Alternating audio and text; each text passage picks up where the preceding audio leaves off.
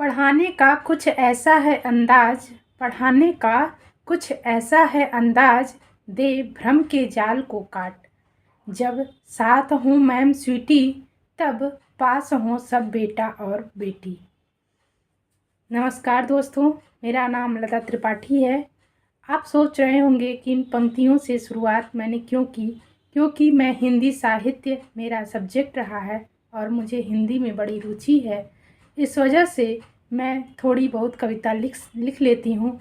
इस वजह से मैं इन दो पंक्ति के माध्यम से मैम का आभार प्रकट करती हूँ। मैं बनारस की रहने वाली हूँ और मेरा इस बार सीटेट पेपर 2 में 99 नंबर आया है और मुझे यह बताते हुए बड़ा ही सुखद अनुभूति हो रही है मुझे कि मेरा इस बार सीटेट क्वालिफाई हो गया है।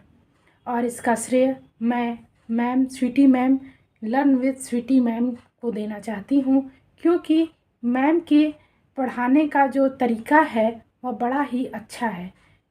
इसलिए क्योंकि आप जब वीडियो देखेंगे सीटेट का, जितना भी मैम ने पढ़ाया है, यह मुझे बताने की ज़रूरत नहीं है।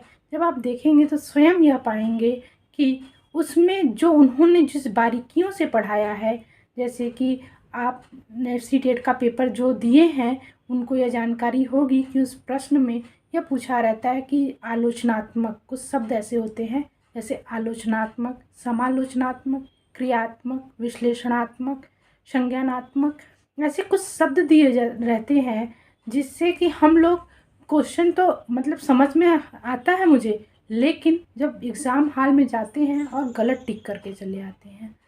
जब इन शब्दों को मैम तोड़ तोड़ कर इसका अर्थ बड़े अच्छे से समझाती हैं, यह मुझे इनका तरीका बड़ा ही बेहतर लगा।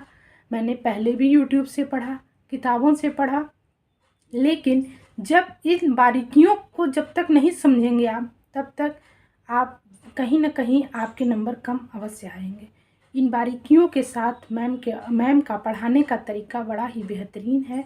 और आप लोग मैम के जितने भी पढ़ाए हुए सीटेट के जितने भी इनके प्लेलिस्ट में जितने भी इनके चैप्टर हैं, जितने PYQ हैं, आप हल करिए और आप अवश्य ही सीटेट पास होंगे, यह मुझे पूरा विश्वास है। क्योंकि मैं भी पहली बार नहीं था मेरा यह सीटेट का एग्ज़ाम, मैंने पहले भी दिया है और मेरा 89, 88 ऐसे नंबर आए, और जो कि मैं 1-2 नंबर से रह जाती थी और मैं पास नहीं हो पाती थी। लेकिन इस बार जो है मैंने 99 नंबर पाए। SST मेरा सब्जेक्ट रहा है, तो मुझे बड़ा ही अच्छा लगा कि मैम से पढ़कर, कि मैम के द्वारा पढ़ाए हुए सारे क्वेश्चन को मैं अच्छे से हल कर पाई और अच्छे नंबर पा पाई। तो आप सब भी पास होंगे, आप निराश ना हो। जिनका नहीं निकला है आप निराश ना हो, आप कोशिश करिए। मैं भी कोशिश करती थी और अभी आगे करती रहूँगी जब तक मुझे सफलता नहीं मिल जाती। और आप भी अपनी कोशिशों को मत छोड़िए जब तक आप अपने लक्ष्य की ओर प्राप्त न हो कर पाएँ, लक्ष्य की प्राप्ति न कर पाएँ। इस कोशिश, जैसा कि मैंने भी कोशिश बोला, तो मुझे सोहनलाल द्विवेदी की कुछ पंक्तियाँ याद आ रही हैं। एक कविता उनकी है, बड़ा मुझे यह प्रभावित करती थी यह कविता जब मैं सुनती थी, तो आपके भी समक्ष मैं इसे रखना चाहती हूँ इस कविता को। कोशिश करने वालों की हार नहीं होती, लहरों से डरकर नौका पार नहीं होती।